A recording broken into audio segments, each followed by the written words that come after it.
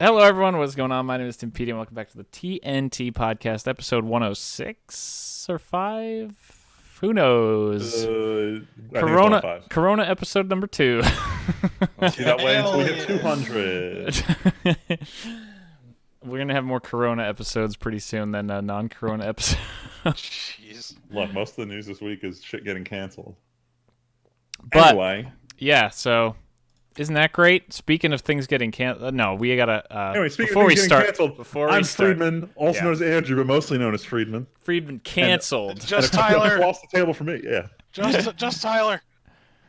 And we're gonna get into that ASMR AIDS over here at 1031 the AIDS. Oh my God. God. Fuck. Everybody disliked that. Now it's a meme. Let's go. No, I don't like this. Me.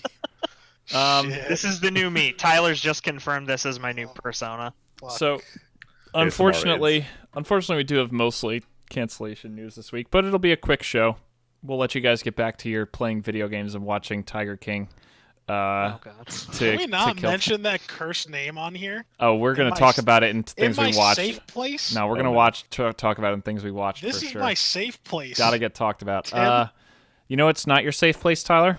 Yeah, The Last of Us 2 getting fucking delayed and everything. This is Oh no! Yeah, Oh, no, it this hurts. is worse shit. I hate this so goddamn much. It was literally like the day after we recorded Yeah, it was last right week, last week. Yeah. where it's like, oh, hey, we delayed The Last of Us the first time, and we're gonna delay it the second time, and we know that everybody's releasing their games among the coronavirus. No, fuck you. We're taking it away. No, we don't know when it's coming back. Go fuck yourself. I'm like, okay. It I is shouldn't- kind of wild that it's indefinite delay. Well, that's Yeah, there's no date. They didn't give out anything. They're just like, yeah, nah, no more. There's another game too that like was delayed with it, but honestly, I didn't really give two shits. I was more concerned about this one. so. There's another thing that is a development just today. I just saw a headline on IGN that says, "Hey, we're giving refunds for anyone who pre-ordered this game digitally," which is odd. Oh, So it's a legal thing, because Square Enix had to do that too when they pushed back Oh. Final Fantasy 7. Okay, that makes more sense. Because of course there were conspiracy theorists in the comments going, "Oh my god, this means It's the game." canceled. No, because I was like, "There's no way. This game was less than 2 months from release, end of May."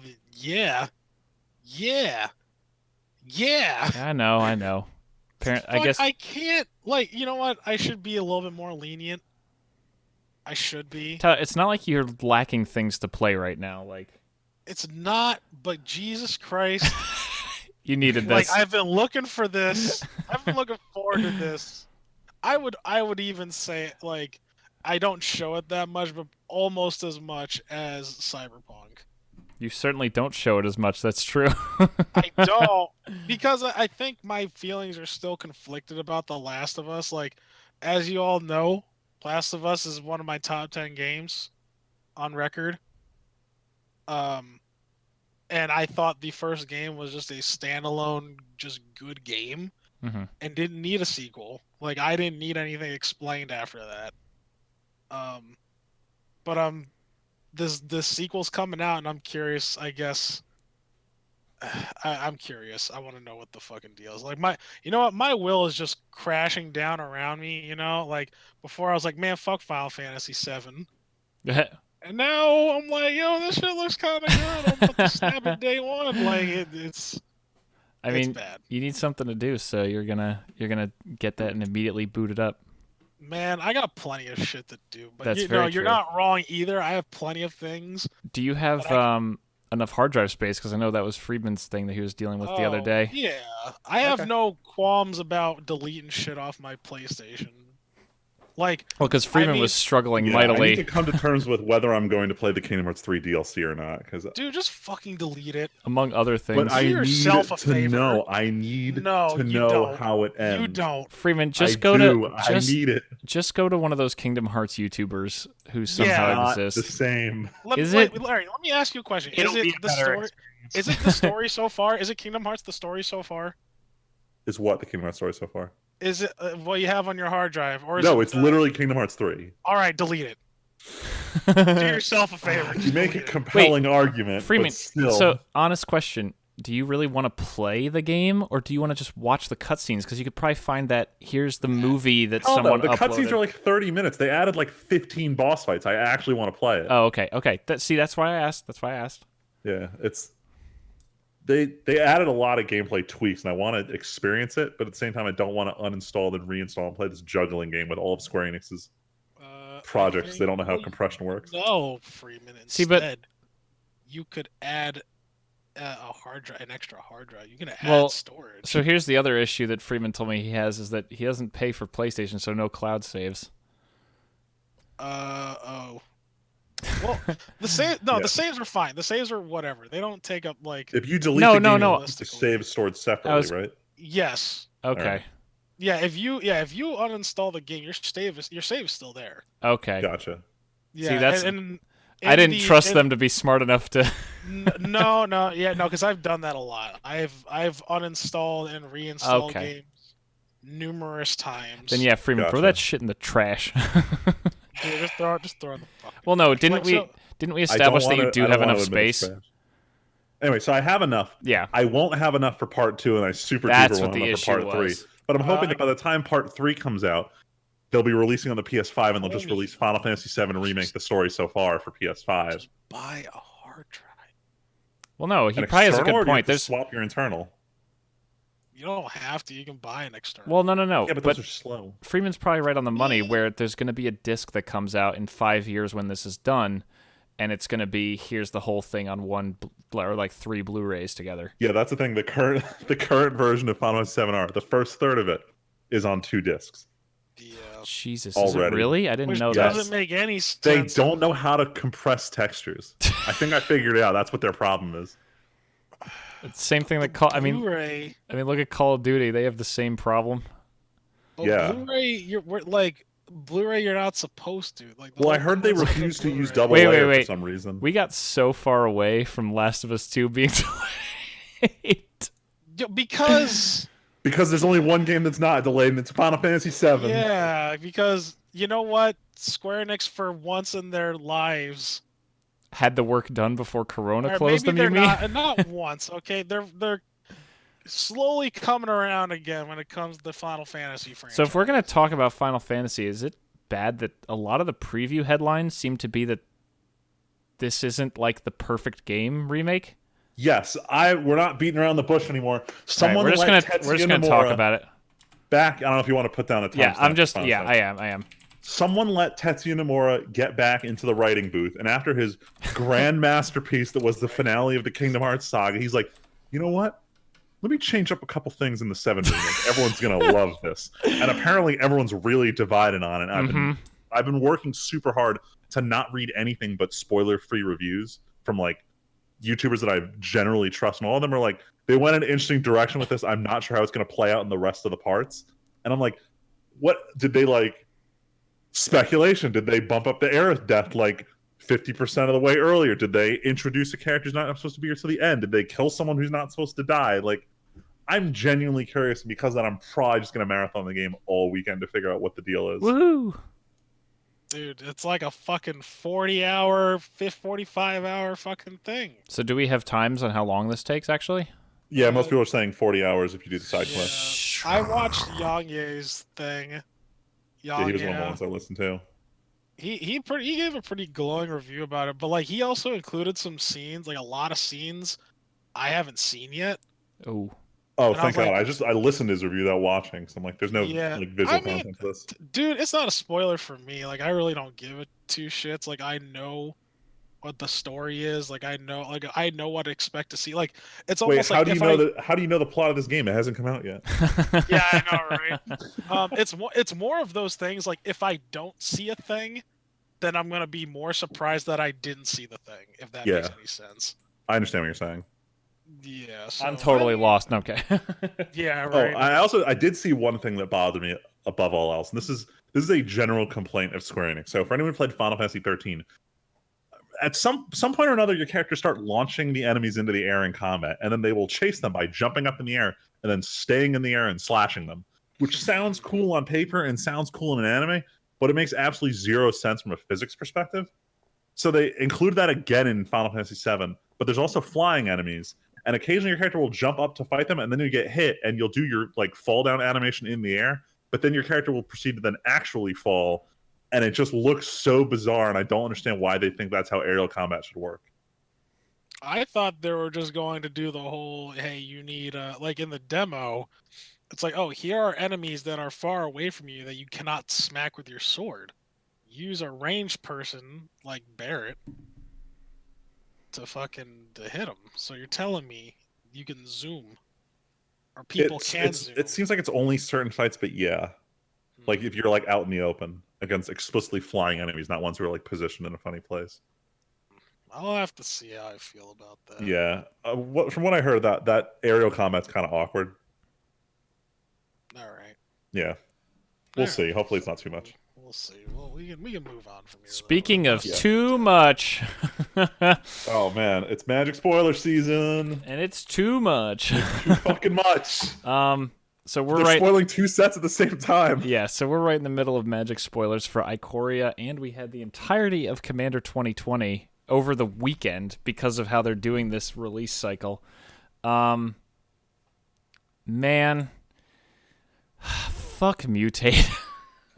Everything about this is just so not Mutate. Everything about this set is so complicated. There's so much extra baggage on every card and the memory required to be like, how many fucking vigilance tokens did I bring with me to FNM? Like, so Tyler, they introduced a mechanic where basically you can merge creatures into one super creature. But it's not fusion. No, and you can literally stack them like multiples. That's right. It's so it summon. Yes. I was just about to say, so it exceeds. Yes. Yo, fuck that. No more gimmicks. So it's too much, but then there's Yu-Gi-Oh failed. But then they sort of already had mechanics like this before, so it's not so much of a stretch, but it's stupid. So back in Shadows over Innistrad, back when I like met Val, and when we met you, Tyler, they introduced Meld, which was 5 pairs of cards that says if you have this card and meet a condition like going to the end of your turn or paying mana, they both flip over and they have one super creature that takes up the space on both cards of the back. Now they're turning this into, well, you play this game on Arena, right? This is a digital card game now. So let's just have you slap a bunch of creatures into a pile and they'll all just have some kind of stacking of abilities. But then they also introduced a mechanic in this set where now you can, trample, flying, vigilance, those keywords. Now there are creatures that give tokens that do that thing. So if you don't have the little token and you don't know that that's the vigilance token that's a little punch-out card in the pack, you just can throw a penny on a card and say, oh, that has vigilance now. And it introduces a lot of memory problems if you don't have pre-made tokens. That's what I mean. If you don't have the tokens or play digitally on Arena, because who's not playing on Arena right now? You have phones, right? You have a phone, right? Oh my God. If it was available on phones, I'd be playing it on that. But unfortunately, all right. So they announced last year that they were going to have for phones and for Mac by the end of 2020. Then Mac decided everyone has to use 64-bit programs. No one can be 32-bit anymore. And the Magic Arena team was like, ooh, we don't know about that, and they immediately pulled back on the Mac release, and now there's just no word on the. Although apparently they showed phones at Toy Fair this year or something. I don't know if they showed up. I know the CEO straight up said in an investor call, we're going to be on mobile. That's what it was. But this set is fucking wild. Like this plane is apparently where everything is big, crazy creatures. We have shark wolves. We have shark birds. We have. Oh my God! Let me look at Mythic Spoiler. What do we have? Nightmare Horror. That's not new. Fairy Dragon, Elemental Beast, Human Scout. Cool cards, but Mono Red's still going to win on turn 3 for another 4 months. So there's also new mechanics like Companion that's supposed to turn Standard into Commander because we're desperate for Commander players to spend more money. But my favorite thing in this set, and Tyler, I'm gonna. Or Aiden, since you're still here, I'm posting Mythic Spoiler. If you scroll all the way to the bottom on the front page. So for this set, they worked with Toho, and 19 of the cards in this set have an alternate art and named version of the card with a Godzilla monster on it. Fucking God, yo, this is sick. Lord. So the official legal name of the card is the small text underneath. So, like, these, you're not actually casting like BioQuartz Space Godzilla. You're casting. Unfortunately. Ghidorah, King of the Cosmos. Yeah. You're casting some real Magic card that has another version for most of these. But they are fucking cool. Tim, I know you're buying all of these. So here's the thing. If you look at the cards, you notice a lot of the ones on that top row and a bunch of the other ones have that mutate mechanic that I was just talking about. Yeah. The thing about mutate is it's pretty obvious that mutate cards are only good with other mutate cards. So I'm going to run like none of those because I don't want to build a mutate deck. What I am going to buy, I'm definitely going to buy probably a bunch of the Godzilla. Basically anything that doesn't have mutate is I'm probably going to buy. Are you telling me you're not just going to buy it for the art, bro? Hell no. I buy cards to play. Like, the only time I've ever bought cards not to play is buying the inventions from Kaladesh, and I play most of them. Then probably shouldn't get Space Godzilla Death Corona because you'll get the Corona. So Tyler, you just hit the nail on the head with another headline that came out. Oh, God, when they announced these cards, Wizards went, guys, we named this card before all this shit went down. So the first print of Space Godzilla Death Corona will be named Space Godzilla Death Corona. After the first printing, it will switch to like Space Godzilla, like BioQuartz Space Godzilla. BioQuartz Space Godzilla. Oh, that's super lame. But they changed. No, Freeman. BioQuartz is the one on the top left. That's actually a different. Is there another Space Godzilla? There's two Space Godzillas. Space I forget what the name is. You can find the article if you look. But they're changing the print so that it's named differently. But there will be cards in the wild. Can you imagine how much money people are going to pay for a Death Corona Space Godzilla? A lot, especially Death Corona. Yeah, especially Death Corona. All right, the new one is Space Godzilla Void Invader. So much worse. That's not a bad name. Well, also because the real card they're copying from is called Void Beckoner, so they're like, fuck it, let's make it similar to the real cards. But the only thing that sucks here is if you're on Mythic Spoiler, you notice the bottom 3 are in Japanese, even though the rest are in English. Yeah, you mentioned that so just Japanese only. Right? Like in War of the Spark, when there were all those alternate art sick planeswalkers. Like, they had a cool alternate art from Japanese artists and stuff, and they were only in Japanese. For whatever fucking reason, 3 of these cards, including Mecha Godzilla, which is like one of the best cards out of all of these, is only in Japanese. It's Batra, Mothra's Egg, and Space Godzilla. Only going to be in Japanese. The rest will be in anything. Mothra's Egg is the one egg that you're supposed to mutate into shit. Yep. Right? That's cool. But man, the Space Godzilla card is like the one I wanted to play. I will say though, I'm gonna find space in my Samut deck for Godzilla King of the Monsters. I did the math and it's actually not good in the deck, but I want to fucking play Godzilla King of the Monsters in a deck. So, yeah, these are like the coolest fucking thing ever. Even though I won't play most of them because they have mutate on them. So. But it's super cool. This is clearly we're getting into the era of Magic doing promos that are based on Japanese stuff. My money's on Power Rangers is the next crossover. Interestingly though, so unlike with other sets, this isn't the only alternate art they're doing. A bunch of the cards also have like comic book style art alternates going on. These ones look so good. I can't find them on Mythic Spoiler. Yeah, I don't know where to find the art. I don't know if you know, Freeman, where maybe like a different website that might show the art off. I just had it open a second ago. That had a couple of them. So some of these cards have a regular printing, an alternate art, or a borderless printing, an alternate art printing, and the Godzilla printing. Sorry, here they have a couple examples on the website for like the different card arts.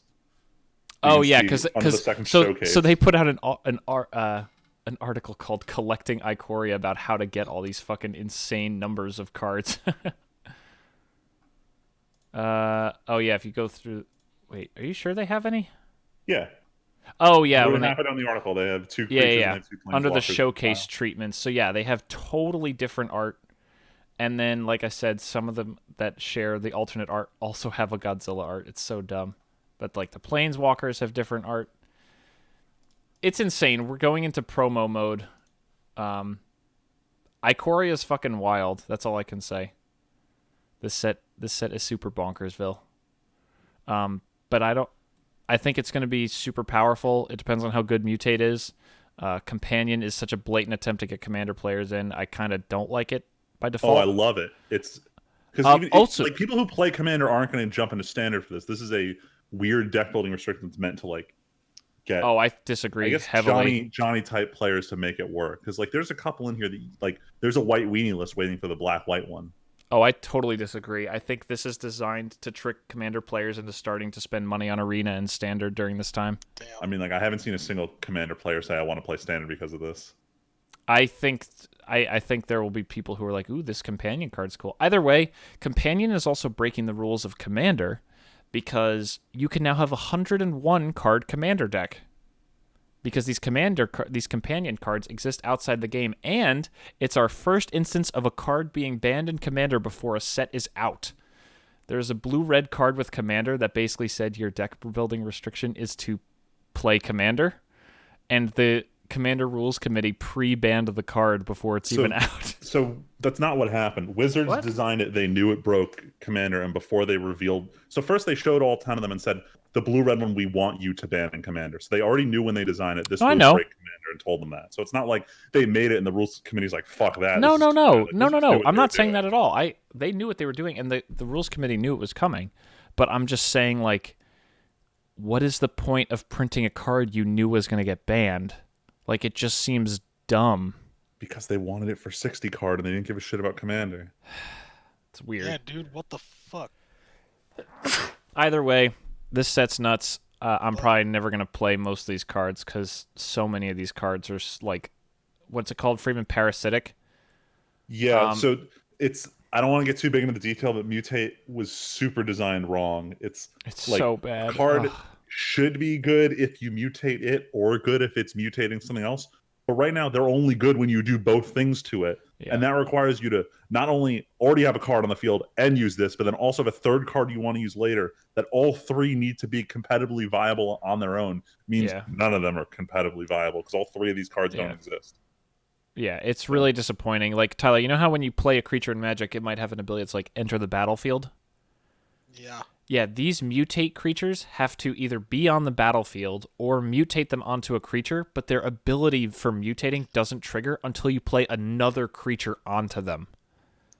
So it's like you have this creature who you pay a lot of mana for, it does nothing, and then you have to stack another creature on it, and you only trigger one ability. It's like they look like they're really good, but they're actually total worthlessness unless you have other mutate cards. I also realize not that all these mutate costs are absurdly expensive for no reason. Well, it's I don't know.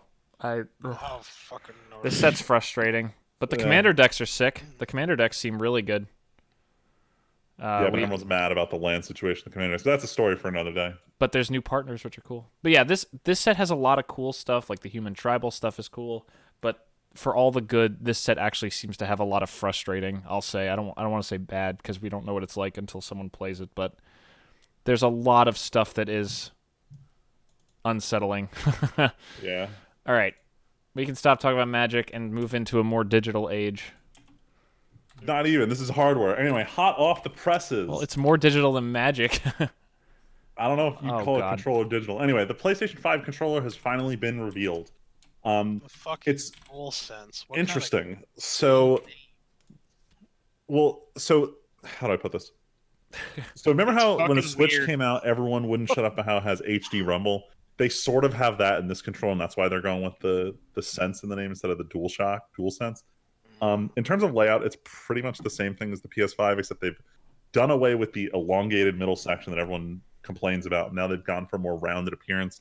A lot of people say it just looks like an Xbox controller, but whatever. It's a fucking console controller. The color scheme they use for the promo image is weird. I was expecting an all-black unit, and I was not expecting unless I'm looking at it wrong, the buttons to not have colors to them and just be gray. I was really shocked to see the classic PlayStation colors gone. I mean, what happened was a DualShock 4 and an Xbox One controller had a baby, and then that's how we get this abomination. Tell me I say that moderately jokingly because it isn't as bad as the PS3 Boomerang. The PS3 Boomerang. You mean it's not as good as the Boomerang, right? Not all right, fair enough. Not They as never good got a chance to hold the apologize. Boomerang. Thank Christ. Apparently, it was like world changing. They never, had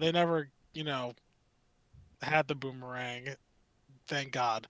But anyway, they kept the touchpad on the front, which I guess is more for like backwards compatibility. I hope the touchpad's more accurate because the one on the PS4 kind of blows. But then they heard what we said. They heard how much people complained about the mandatory light bar on the back of your controller, and they said, we get it. You don't like that it's facing away from you. So they made it facing directly at you this time and just completely ignored all the criticism we've been throwing about this mandatory lighting in a controller. Yeah. Just let me turn it off. I want to know what the deal is, though. Why did they change it again so drastically? Like, I feel like they made the DualShock 4 was good. Like, obviously there could be some changes, but outside that, pretty well receptive controller. Yeah.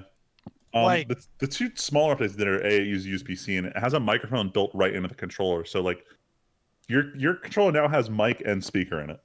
See, I don't like that idea because Sony sucks with. I was telling Aiden this before the podcast. They suck with gimmicks, all right? They're not Nintendo. They're never going to be Nintendo. Oh, I didn't see this for gimmicks. I thought it was more for like party chat while you're in a game. No. This is a gimmick because no one's ever going to use like an open mic source while they're gaming unless they're poor. Unless they're Hideo Kojima and the game is the Silent Hill demo. That's all I can honestly think about it. Like, there's no way that someone would just throw a mic on a controller like that, an open mic like that. Unless, in the article they mentioned it's for like group chat in games. Like that was their idea with it. Like that sounds like really critical on my end, but no, I don't feel like something like that should be exact statement like from that. Sony. They put in a built-in microphone start comment, which will enable players to easily chat with friends without a headset. Ideal for jumping into a quick conversation. But of course, if you're planning to chat for a longer period, it's good to have a headset handy. End quote. I can't speak English. So that was what they did it for. I don't think they imagined gaming gimmicks like, oh, let's use the fucking motion controllers on PS3 with these light orbs or some bullshit. Like, so are they expecting no feedback from this? This mic can't be very good. That's what I'm saying. Like, so they're expecting me to not plug in my headset. I don't know, man. Our phones have pretty good microphones in them now. Yeah, how much more does a phone cost than a controller? I'm pretty sure it's the screen and the RAM that's making these phones cost a lot. This not is the microphone, this is part of an issue that I've had with Sony for a while now. They have too much stuff on the controller. It doesn't need a speaker. It doesn't need a mic. It doesn't need the giant fucking light bar on top of it. Like what if you physically disabled that light, you got like an extra hour and a half of battery life. Are you serious? Controller. Like, yeah, it wasn't like a single LED. It was an insane amount of light, and then they also decided that like we need to what's the term I'm looking for? Like dissipate the light before it gets out of the controller. So they had to use a lot of light, and then there's a filter to like disperse light. That's the word I'm looking for. Yeah, sounds like some poor engineering. Yeah, they need to like calm down. Chill. But the worst part is you don't have that stuff on an Xbox controller. You don't have that stuff on the Nintendo Pro controller. And those are both great controllers with really good battery life for the most part.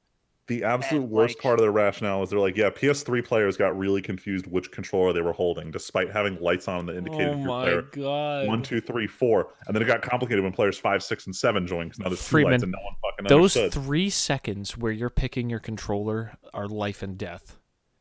Yeah, I don't know. Talk about solving a problem that's fake. Like, that's just fake. The point is, this light bar doesn't solve the issue anymore because they said this one does not change colors. It's monochrome blue, which means the whole color fixing on PS4 to tell you which controller you have, it serves literally no purpose other than to be an on or off indicator. We literally went fucking 5 steps back here. What is this? What is the point? What is the point? Sony, I know you ain't listening, but hear me out here. What the fuck is this Just aiming? just what the fuck is this aiming? You know what? You know what? Please tell me at least when you're coming out with the PS5 that like I can use my DualShock 4 there, because I don't see myself so far using this garbage. I'm pretty sure they already said they're like Microsoft, I think, where you can bring the controller forward. I think. Yeah, they're letting PS4 controllers go forward. That's why they didn't add any like buttons on the back or anything. Oh, they would have. I thought they were going to. I'm surprised they didn't. But the big thing that bothers me is they really won't shut up how like we realized no one liked the share button on this, so we got rid of the share button. Instead, we added the create button, which lets you create media and then share it. And I'm like, it's just the fucking share button with extra steps. Can we parading around like we realize you hate this button, so we got rid of it, but we replaced it with the same fucking thing. So like you're clearly not listening. Can we? Oh god, this is so much. This is like, ugh. That said, I actually like the way this looks, and I can't wait to hold one. You know, you could hold one right now. Go to. It looks really comfy. Come over to Val's house and grab my Elite controller for the Xbox, grab and you'll the have Elite one. controller. It's a better controller. No, the Elite controller is probably gonna be a better controller than this one is. The Elite controller is god tier. No, just have the regular the Elite Xbox controller One is also controller. like 200. No, I know, but even the say, original, even the regular Xbox One controller is just so good. Dude, that Elite controller. I still don't like the OD deep having shit Xbox I've One ever controller fucking versus like held the in my PlayStation hand. ones. Like actually, That's just been my big. I just can't wait to buy my Elite 2. I'll spend the money eventually, but fucking monster. maybe I'll sell Tyler my Elite 1 for like a deep discount and use that to propel myself into Elite 2 range. I mean, I ain't gonna lie, I'd probably take it. Yeah, see, exactly. You fucking... You monster, but I'll take it. Hey, you know, I mean, I'll take it. I ride off the coattails of my friend's old shit. It's awesome. I mean, you're also... yeah. It's, Mr. 1080 Ti over here. The 1080 Ti. I'm still using your Steel series. The only reason why I still use the Steel series is because it has the volume adjuster knob. Yeah, it's pretty great. I will say my Krakens are like easier to clean, but like these are also really comfortable. Speaking of cleaning, we're cleaning out the Switch store with this controversial game. Oh my god, I don't want to talk about this. Why'd you throw this in here? Freeman I did. do. God, I am unaware. What is I barely know. You'll like this story. Yeah, tell Donkey did a video on this, but I still don't know what's happening. I mean, Donkey's video explained pretty cleanly like what happened. So, Cooking Mama is a franchise that's been traditionally on Nintendo consoles. They announced the next one was coming out for PS4 and Switch. But when they showed up the cover art, they saw completely different developers were working on each version. The one for Switch was not the company that normally makes the Cooking Mama games, so everyone's a little confused. So it comes out on physical, it comes out on digital, it's immediately pulled down on digital. Everyone's really curious why. A couple of days later, a couple hackers who, I guess they have hacked Switches, they were looking into why all of their Switches were running way too hot and the battery was burning out within an hour of playing Cooking Mama. Oh, shit. So they disconnected their Wi-Fi and they noticed it went back to being a normal game. So they reconnected the Wi-Fi and started looking at the packets and they found they're like, interesting enough, this game is using blockchain. For a game that doesn't have an online component, this game is using blockchain. Why? So they went in and they found that on the Switch copies only, it's running, I don't know if it's Bitcoin, but it's some type of crypto coin miner, which is bad because the Switch is not optimized for that and it's burning out the battery. So that was partially why it got taken down. Nintendo was pissed. The company that normally does Cooking Mama said, we had no idea they were going to do this. The company that did develop said, yeah, we pitched to them that we are trying out this this blockchain model in all of our games, and they went with us, so we thought that's what they wanted, and the developers were like, no, we didn't ask for any of this. So the actual developers are claiming like, oh, well, no one said no. But they're also not admitting they were mining. They just said they were using blockchain for what's their anti-piracy, which is a load of bullshit. So what? So Get the fuck game out of pulled here. on Switch. If you own a physical copy, congrats. You now own a collector's item. So I don't think this game's going to see the light of day again. This is amazing. The Cooking Mama, a traditionally Nintendo franchise, can now really only be played on PS4. It's now a dead franchise, you mean? You can it wasn't really a living franchise before this came out. You can get them now for like a couple $100 now. Fuck Now it's a you. collector's item for everyone who wants to own every Switch game in physical. Yeah. Jesus. Anyway, but the controversy is unfolding live. We'll give you an update next week when we finally know what the fuck happened. So basically, the people who buy the physical copies to throw in their bomb shelter can play without worrying about the turning into a cryptocurrency generator. I mean, as long as you just turn off Wi-Fi, it runs like a normal game. Yeah, there won't be Wi-Fi in your bunker.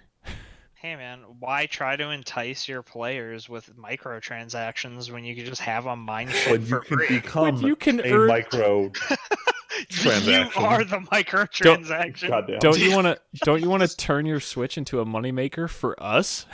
Yo, Jesus. what a concept that would be though. Think about that. No. First of all, do not, listeners, if you're thinking this is a good idea, do No. not mine cryptocurrency on your Switch. It's really No, poorly I'm optimized. not saying that. No, that's a really bad idea. Your shit's gonna blow up, actually. No. What if, right? Like, say for example, because there's these like places that like, donate your time on your computer so that we can use it as a server for like research purposes. Oh, folding at What home. if, like, Call of Duty or like some other shit was like, or Yeah. World of Warcraft's like, yo, give us X amount of time with your computer, and we'll give you WoW time for free. People would. Oh god, that's Absolutely. so dangerous. Dude, what? Oh Dude, man, that is so dangerous. holy Nobody shit, man. nobody let Blizzard hear about this. Honestly, Yo, Blizzard, I'll take a finder's fee. Okay. honestly, Everybody's got a price. every gamer's electric bill would skyrocket because no one would ever turn their computer off. No, absolutely not.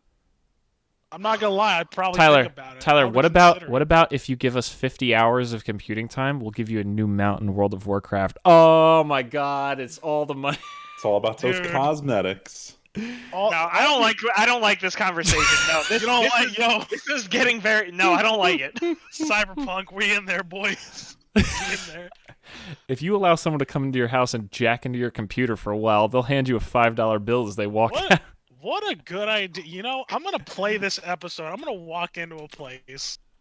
Let's just say Activision, because it's not Activision Blizzard. Hold on, I'm You back know, one it's, second. it's Keep going. Activision.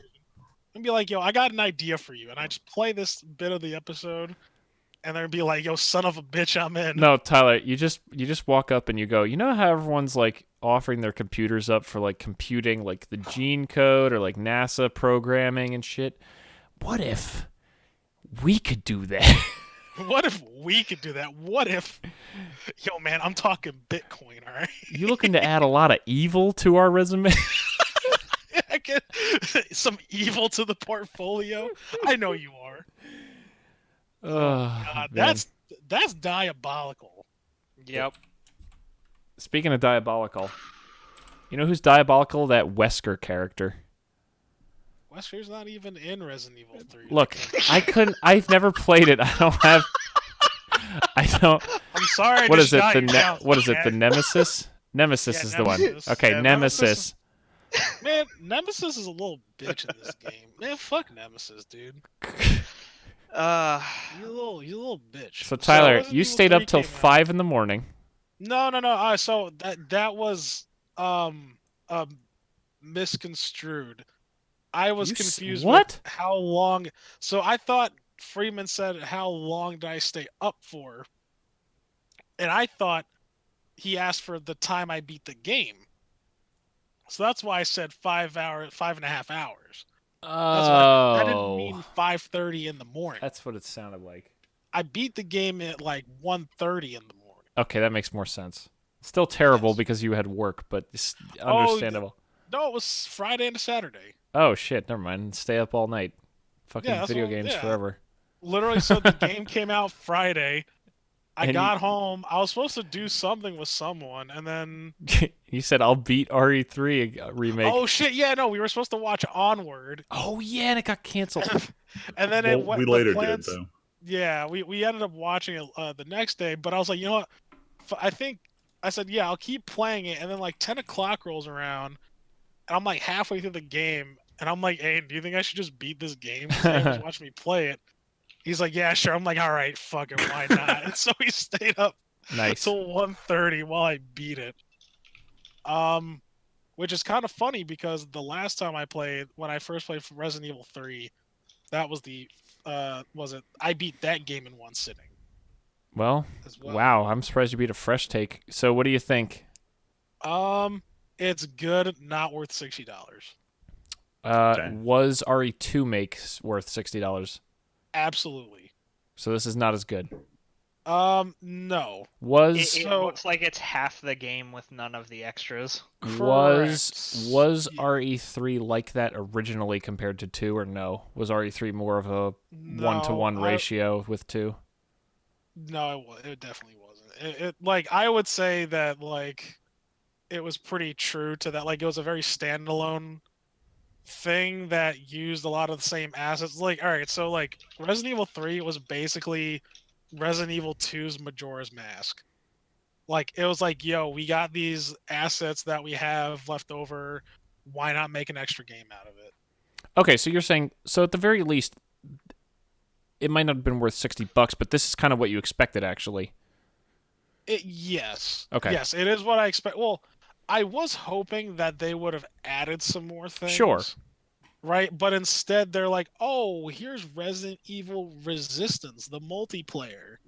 Here's what's going to jack it up to $60." But it's like that's not what I really wanted. I wanted more stuff.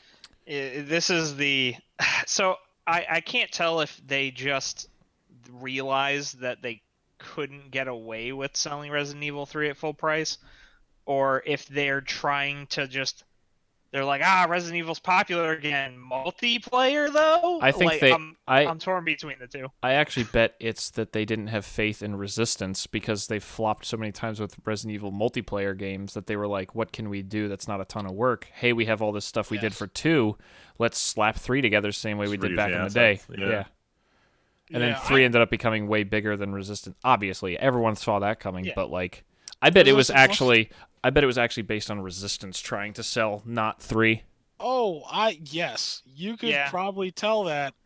But too bad like Resistance looks like dog shit. Like Well, but like I said, that's been how every RE multiplayer was. I honestly don't understand why they keep trying. But now they can say they This is the sold a third lot of time them. They can, but like they can't expect longevity out of this game. Oh hell no! Especially like so, it's like I don't know if you guys have seen the game type, but it's like oh my god, what's the game that Luigi always plays? Ark. Dead by Daylight. The Dead by Daylight. It's like it's nothing like Ark. Well, sorry, because he's on Ark like right now. I think. He's on Ark. No, it's supposed to be a Dead by Daylight kind of game. Oh. Where you're survivors and you're trying to get the fuck out, and there's a monster that chases you. It's like Dead by Daylight or like 5 or 7 Days to Die or whatever. Like those games are already successful and like they've made their place in the market. And it's like Resident Evil is just it's tried to shoehorn it in, and it's just not doing it. Gotcha. It's not gonna do it. Like no it's way. Not, Pikachu face. No way. Yeah, right. But I mean, like my hot take is that it was fun. It was good. It was very linear though. It wasn't as open as the original, and that kind of bothered me. As the original 3, you mean? Yeah, as original Resident Evil 3, you had some options that you could do. It was a little bit more. It felt like more of a Resident Evil game in terms of like, oh, you gotta do part A to do part D, just to even look at part 1, and so on and so forth. Like, this one was more like you had an area, you explored it, and then you went to the next one. It felt a lot more linear and set piecey, which was good in its own way. Kind of like RE4. Yes, actually, yes. So like it was good in its own way. Good. But I wouldn't recommend paying full price for this. So wait till like a $40 sale. Do you think that's good? Yeah, I think 40 is a good price. Like I said, like you're not getting the same amount of gameplay that you are, or content either, that you get out of 2's single player, because you have the A side, the B side, right, for both characters, yeah. And like first time through on each of them, they could run you like 7 to 10 hours a piece, which is longer than this whole game was. It sounds like. Yeah, one side being literally almost twice the length you Right. know, and plus you have more areas. Speaking of sales, I know that there's 2 things that are on sale right now. I know we'd talked about, but No Man's Sky is actually $30 right now, so I'm thinking about getting it because I know Freeman, we had talked about trying to actually start that up. So I own it. So we I know should you that. do, but that's why I'm saying, like, I'm reverbalizing because, hey, if you wanna, maybe I'll buy it and then we can actually play some. I'm down to play it. But I especially enjoy Tyler, to play multiplayer instead of like solo in this thing. It's a Alright. very lonesome experience. I will say I don't know if I should. I mean, I'll get it and we could start, but you're probably gonna ditch for. Yeah, I only have a couple days before I'm gonna marathon 7. But Tyler, another thing on sale that's it's only for us. But you know how Jim Butcher's put out like these short stories in other people's compendiums for Dresden stuff. Yeah. One of those that has a Goodman Gray story is 99 cents on the Kindle store. Oh. So I just picked it up. But I look forward to reading these other stories I don't care about and a Goodman Gray story. Apparently he works for fucking Marcone in the story, so this sounds like it's going to be wild. Oh, interesting. But speaking of interesting... No, hold on. So wait, I found a perfect transition. Oh, okay. So I got a chance to watch Tyler play Resident Evil 3, and it looks like they very clearly appealed to very Western tastes. And I was offended because you know what else doesn't appeal to Western tastes but is still good? Weeb shit.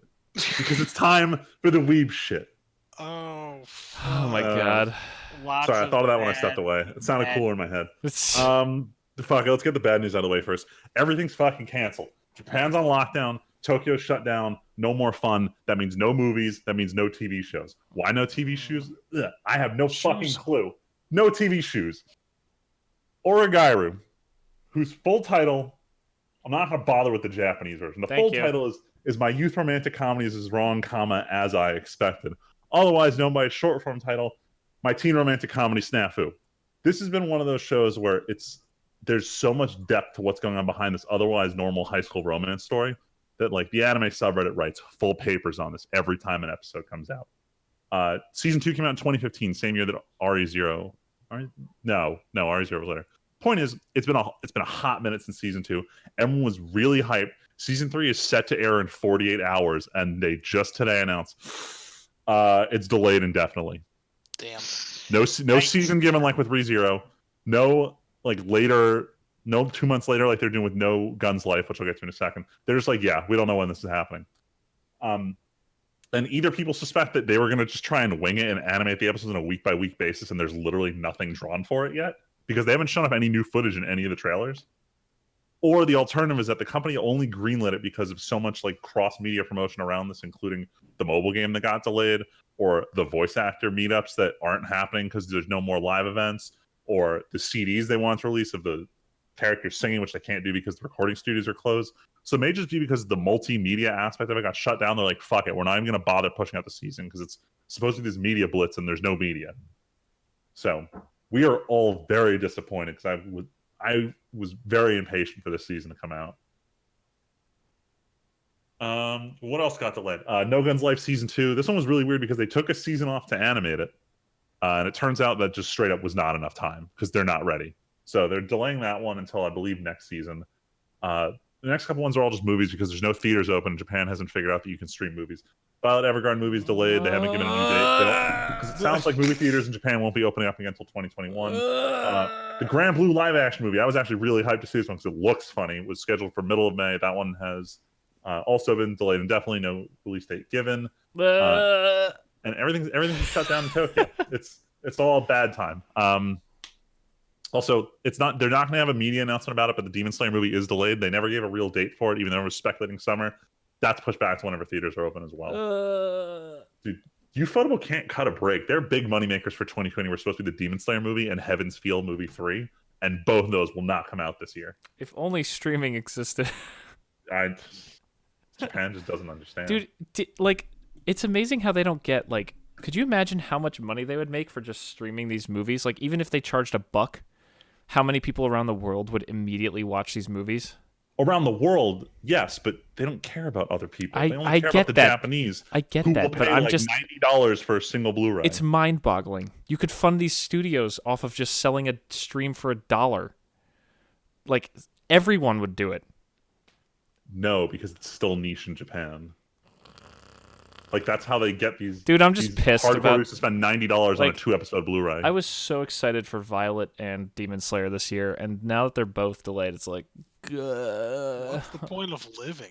no, because Cyberpunk. Yeah, I that's know. true. That's why I gave up on looking Until forward to that it. gets delayed, you know. Hopefully, my wedding doesn't get delayed. There's a lot of shit in 2020 that might get delayed. It sounds like my bachelor party is gonna get delayed. Yeah, it's been unofficially canceled.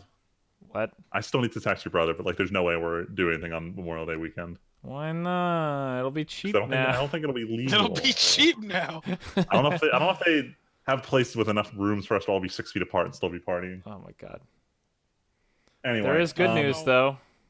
There is some light at the end of the tunnel. Very this little. week.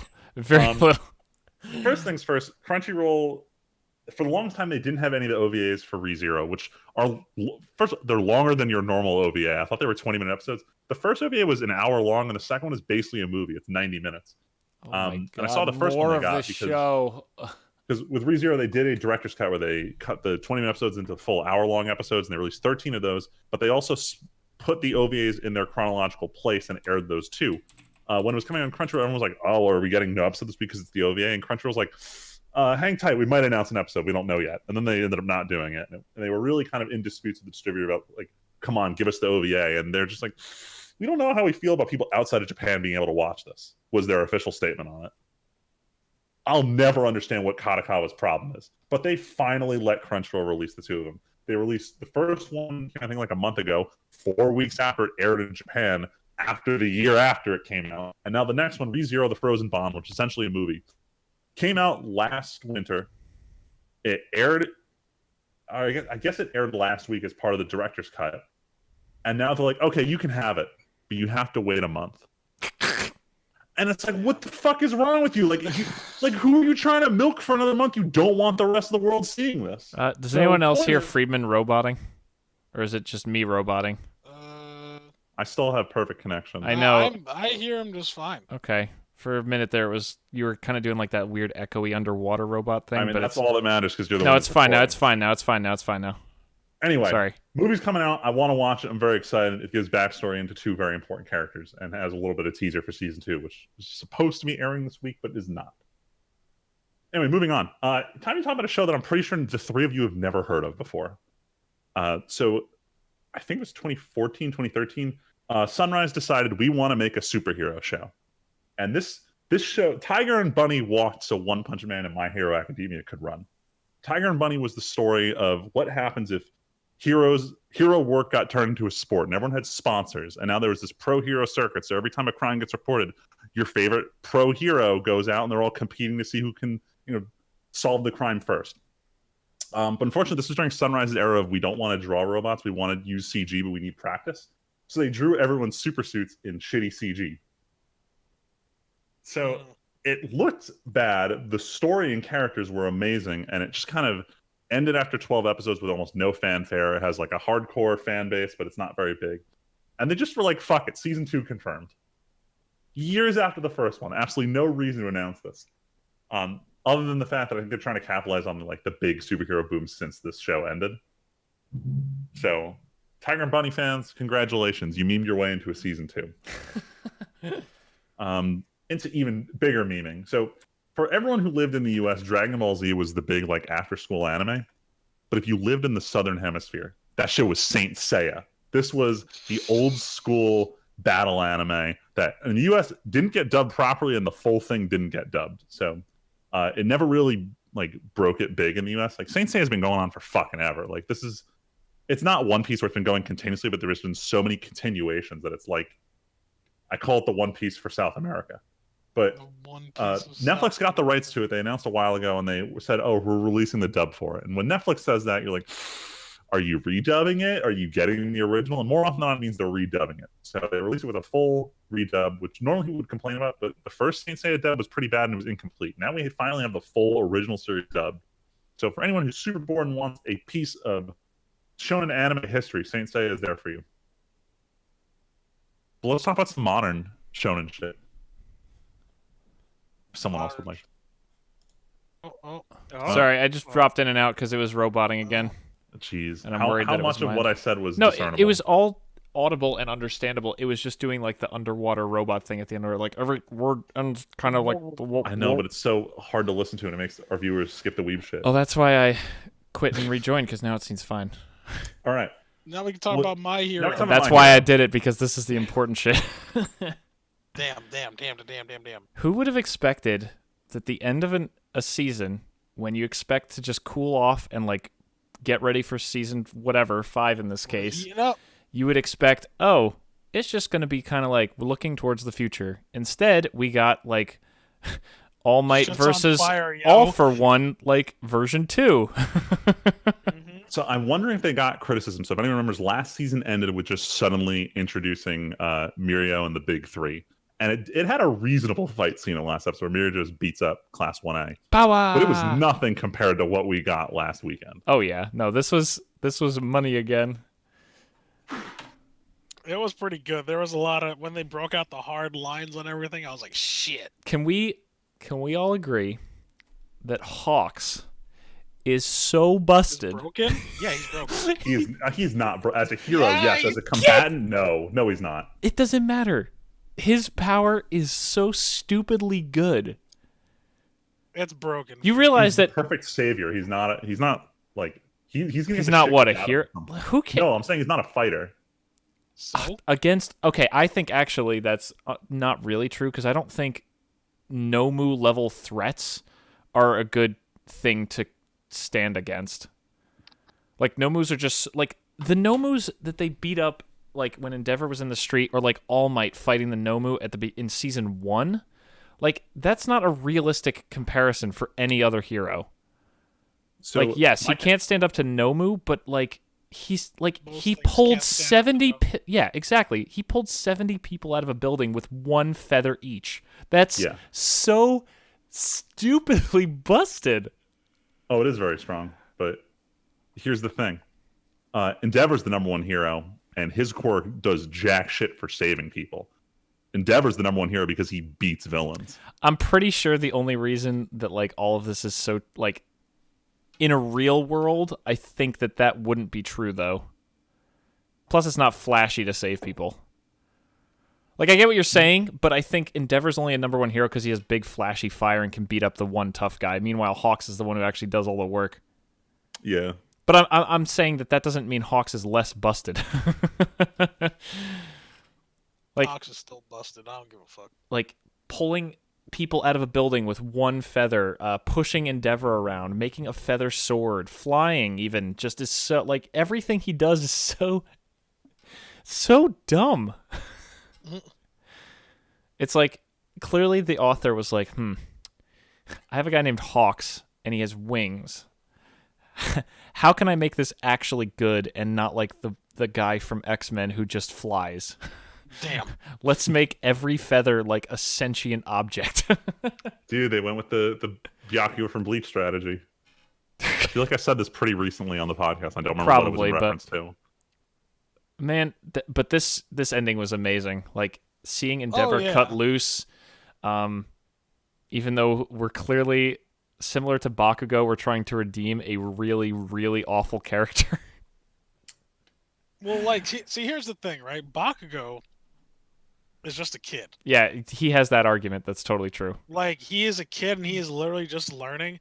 Like, Endeavor's just a straight dickhead. Endeavor's like, he's done Okay. some very awful things. I can't say that. I can't. I don't know. say Like that. the worst thing Bakugo has done is he like pushed Deku out of a building. He into told a fountain. Deku to kill himself is the worst thing he's ever done. Well, he's told a lot of people, including civilians, to kill themselves. So Yeah, but no, he says no. He says die. He told Deku you should kill yourself. I feel like that's very different. point is, True. But yes, it's still point is not the what worst Endeavor does. action we've seen him do on screen is set someone's book on fire and then push them out of a window into a fountain that he knew he was going to land into.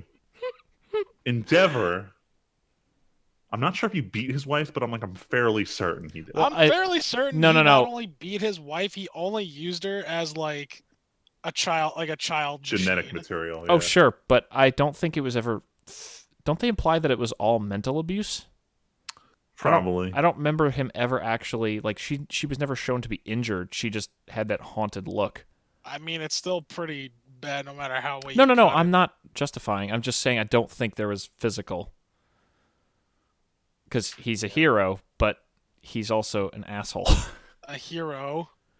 I've seen But then enough we- Disney Channel original movies to see that whenever the dad and the mom are fighting and the dad has a home gym, it usually means someone's getting. The dad has a home gym. Jesus.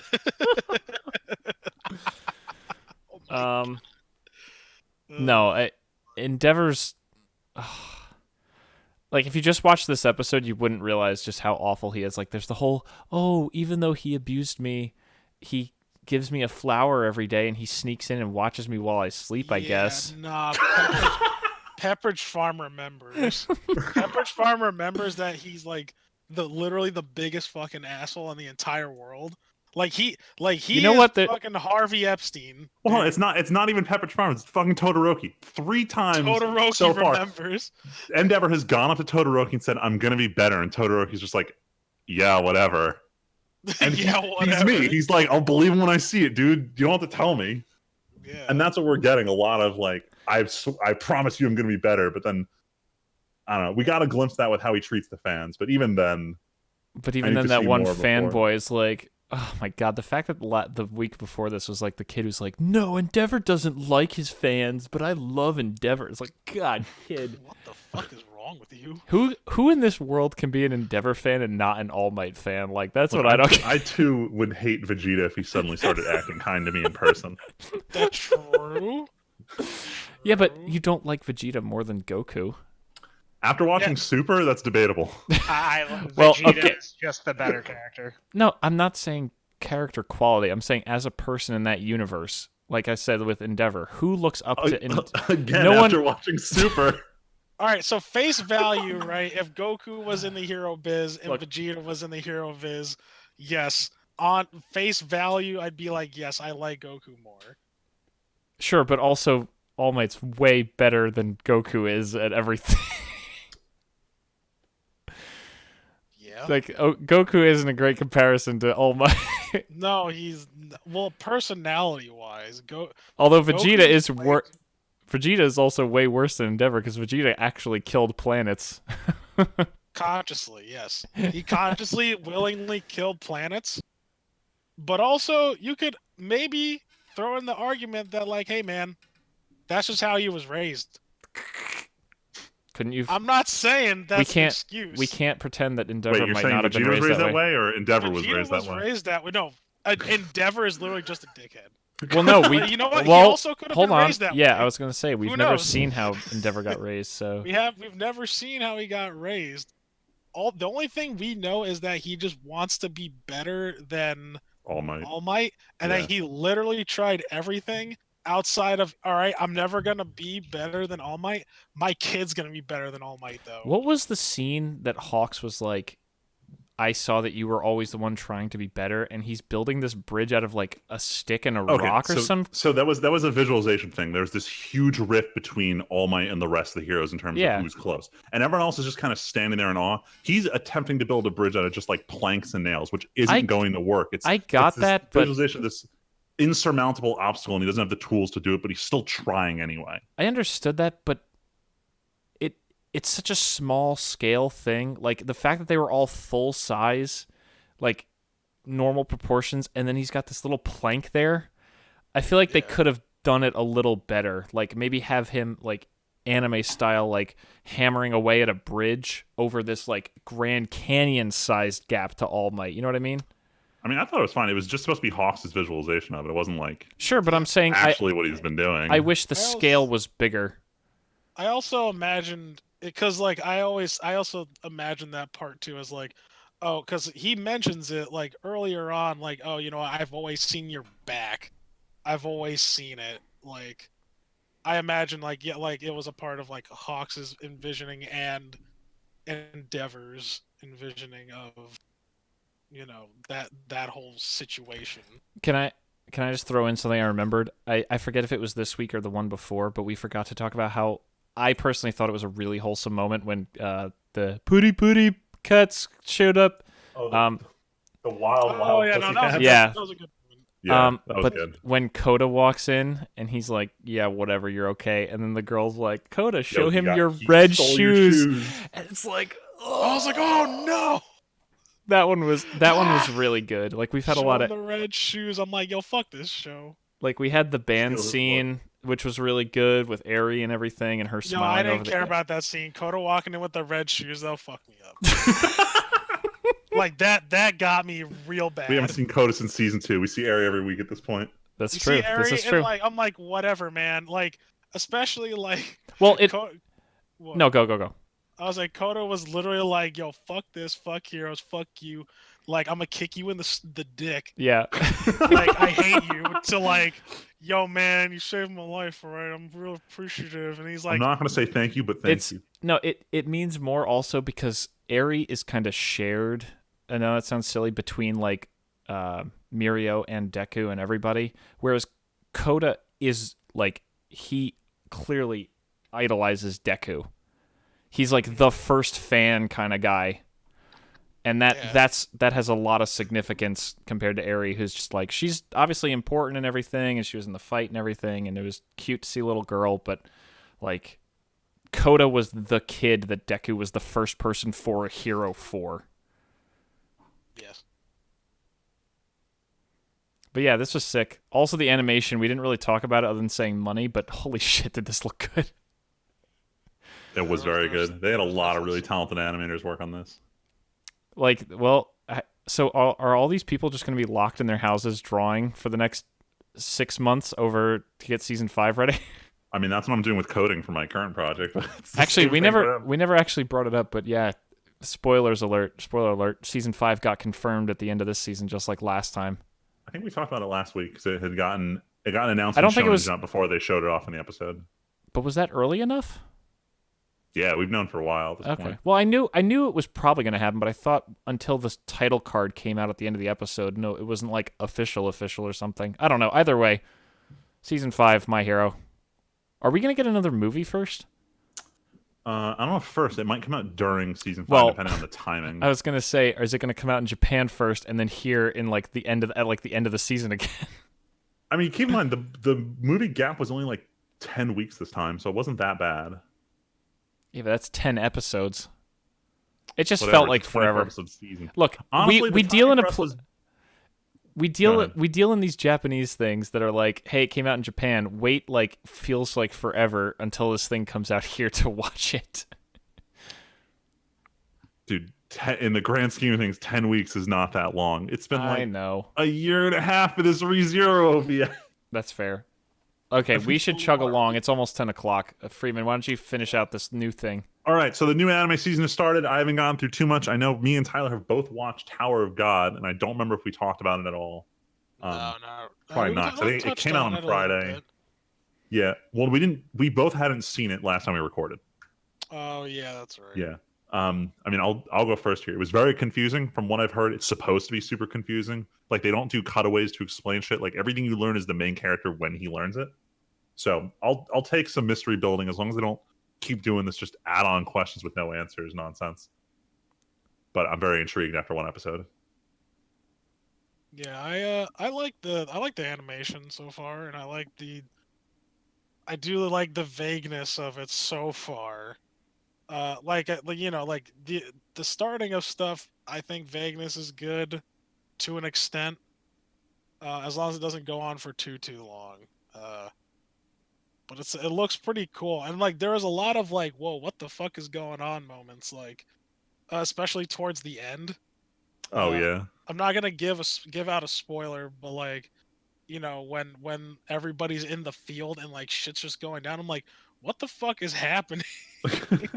But like for some reason it was a good like what the fuck, and like for some reason this show gave me like a weird, like different kind of vibe to it. Like it felt like a different kind of show, maybe. I don't know. So I was getting different vibes from it. I'm hoping this opens the door to more manhwa getting adapted, because they generally have a different feel than your typical manga.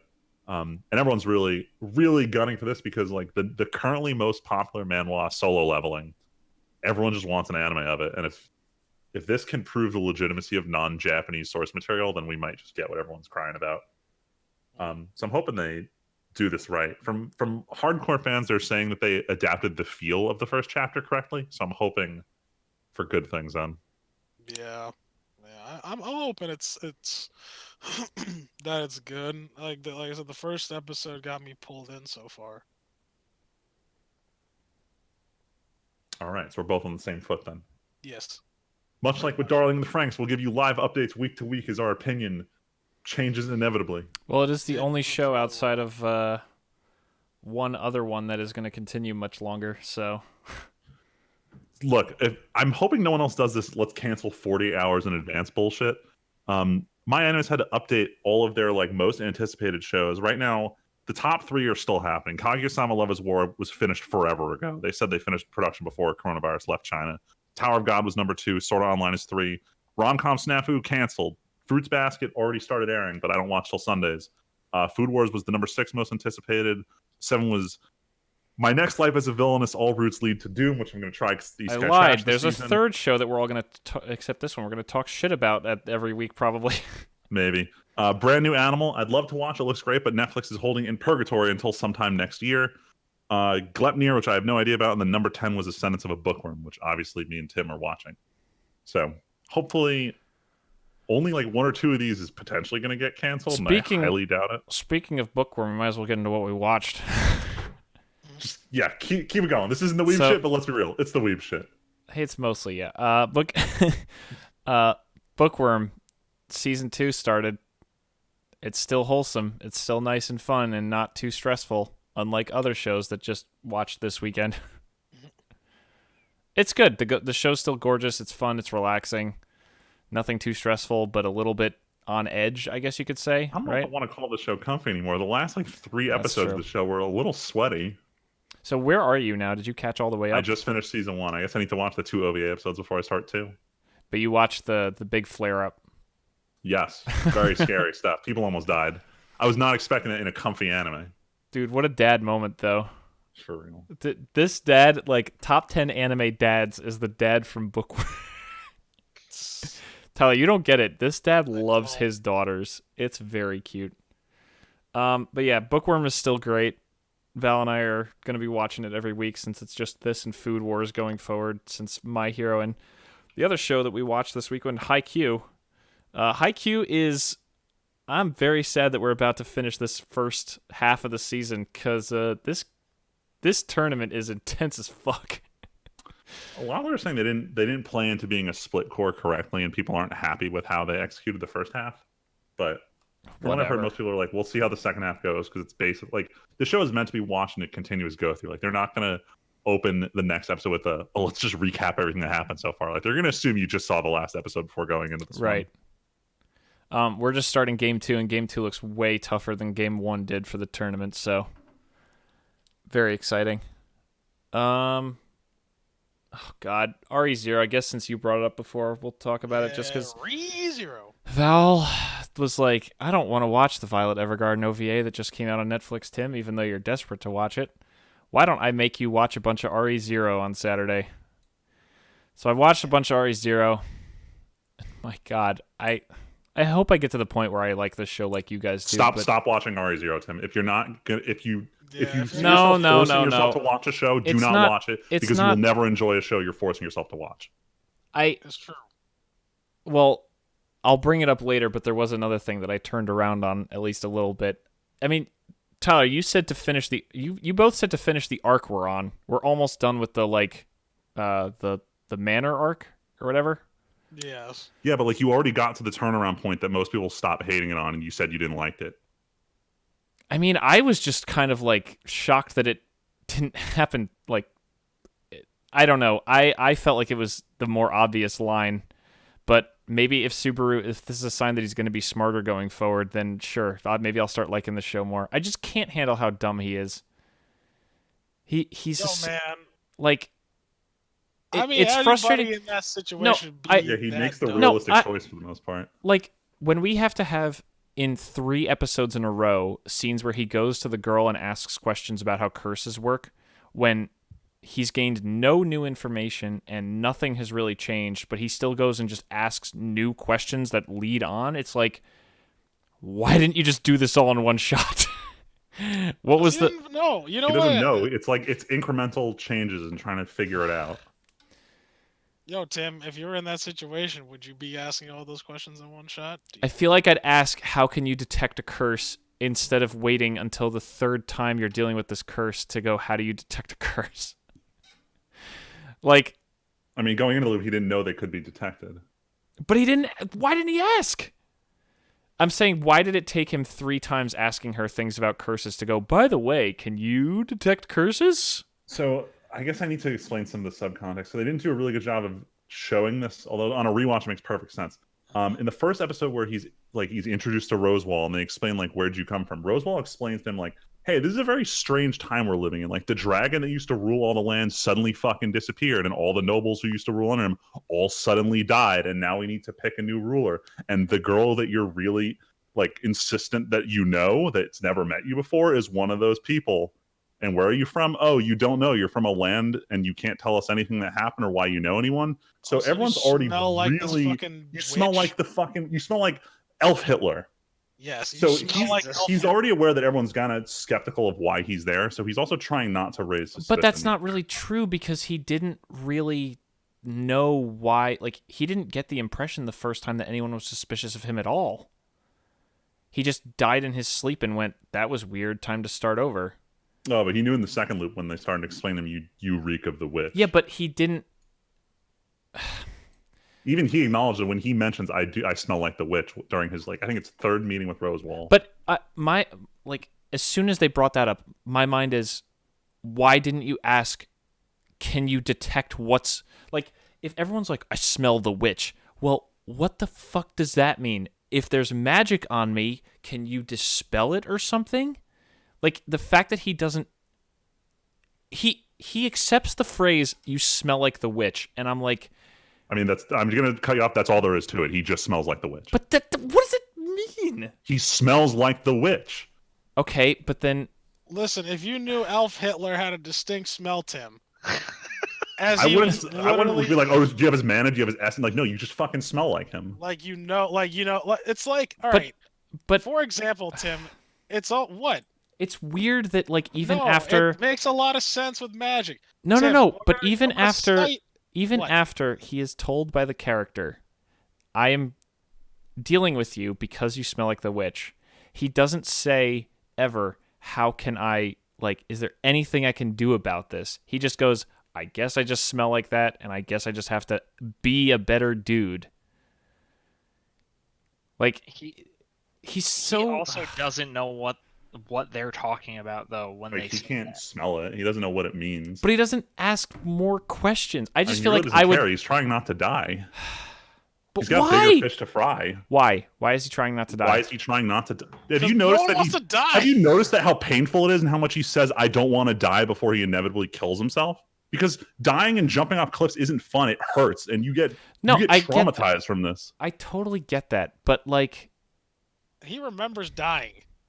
Sure, but the first time in the manor, he did it in his sleep. I feel like he could easily... I don't know.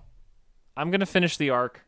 I think you're probably being keep over... going. Yeah, you're looking for shit that really doesn't matter. But if this came up naturally to me while I was watching, like, that's on me. But like, I can't get over that if it just is something that I'm feeling. Yeah, that's fine. Like, if that's how you feel, but then that only reinforces if you're not enjoying this for these reasons, then you're not going to enjoy the show at all. But here's the thing: right. I would not have finished Doom Eternal, which I did this week, if I didn't push through and go ahead with it anyway. And I beat Doom Eternal yesterday, because I still stand by that beginning is one of the roughest I've played in years. No, it and is rough. I beat Doom Eternal. Hard games.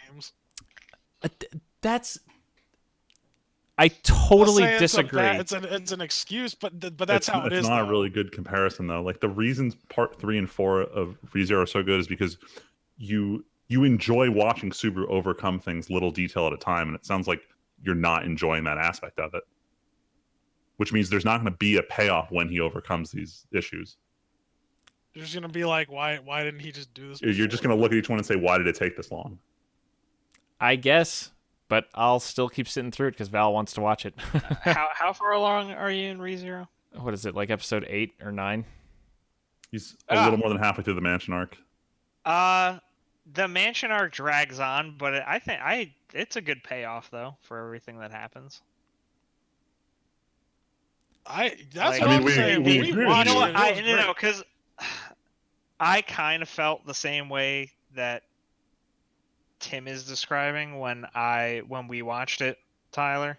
Uh-huh. Like through the middle of that arc, it is like very slow, and it's like I just don't want to. Like, what is going on right now? Like, it doesn't seem like things are moving, but then once everything comes together, I think the arc as a whole has been my favorite so far. And that's why I'm going to give the arc to the end, because that's what both of you said off the podcast was finish the arc and see what you think.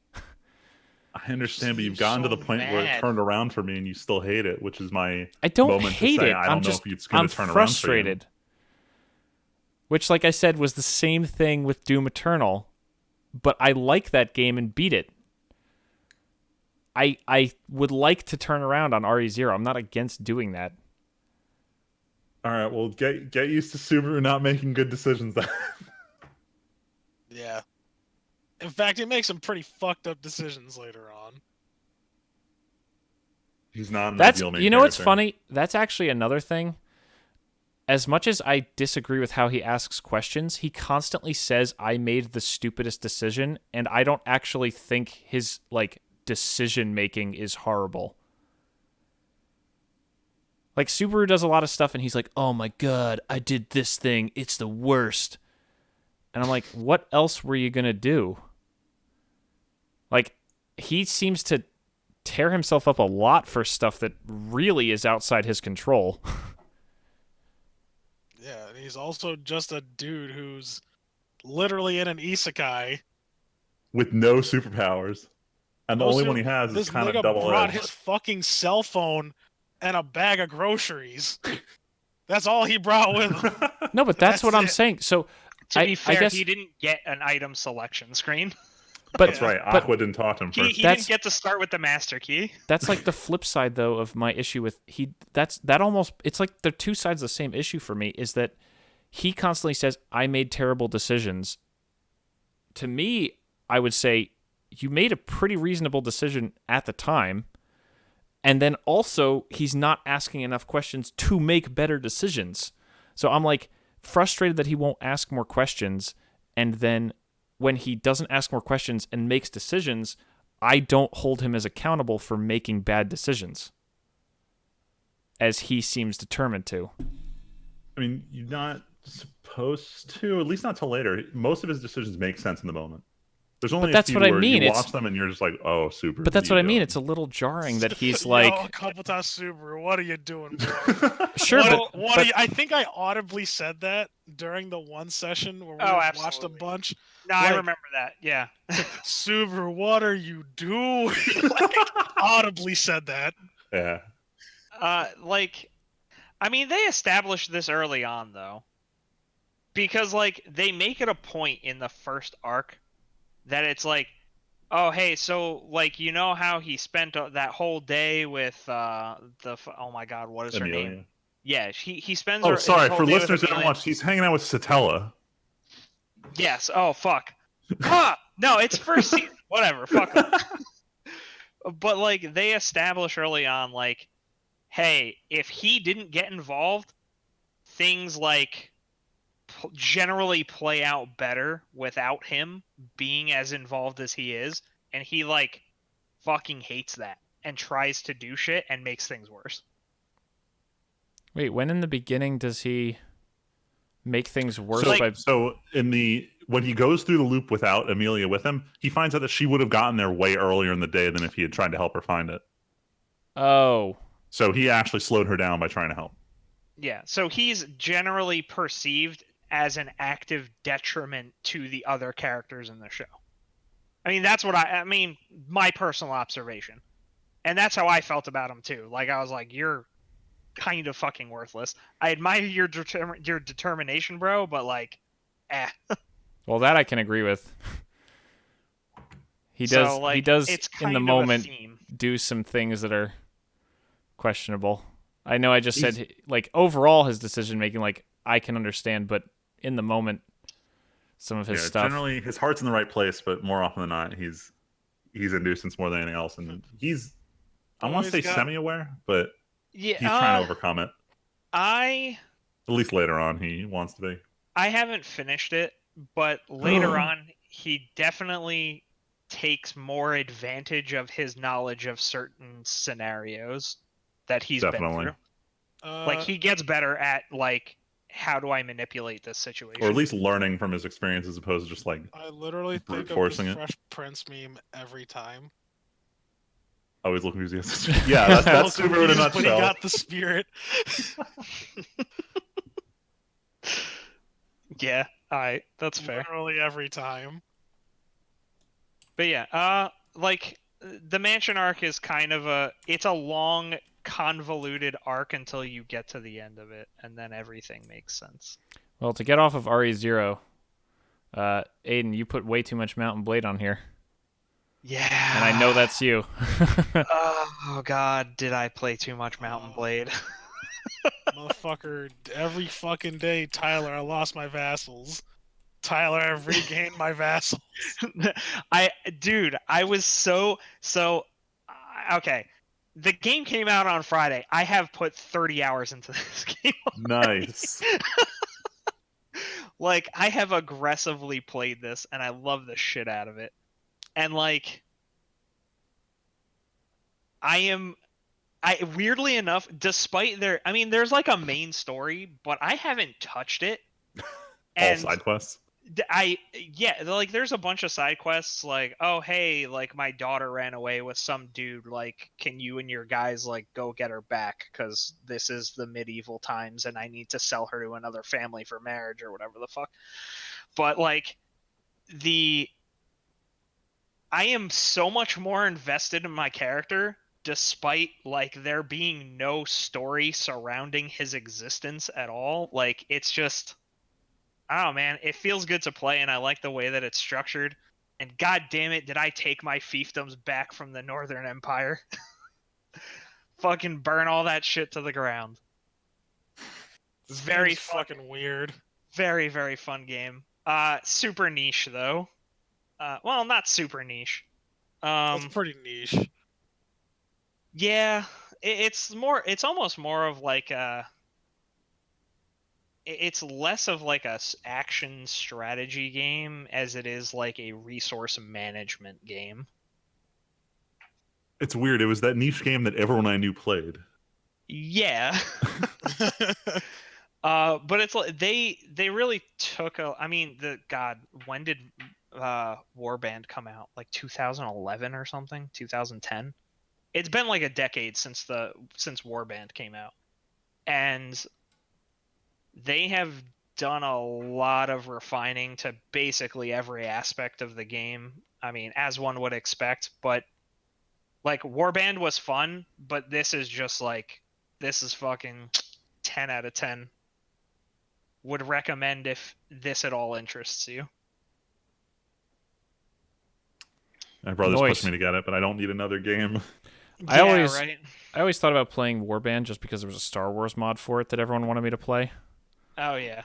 But I just never. I tried it like once for about 5 minutes, and it just I ran out of the ability to keep playing. It seems neat though. Watching you play it was hilarious when you were just kiting around like 20 dudes. Oh yeah. That's gotten better now because I actually have like an established militia and like a castle to run things from. So like I'm not running into groups of bandits and shit that are like 30 guys over me, all of my dudes wipe, and then I just ride around shooting arrows at everybody until they die. I actually have peasants now that go kill themselves for my honor. But yeah, it's definitely one of those games where like it doesn't hold your hand and you can't expect the game to tell you what to do. It is very much a game that is rooted in like you make your own goals and you achieve them on your own. Like Like you got to pick what And, you're doing. The game doesn't drive you into a direction.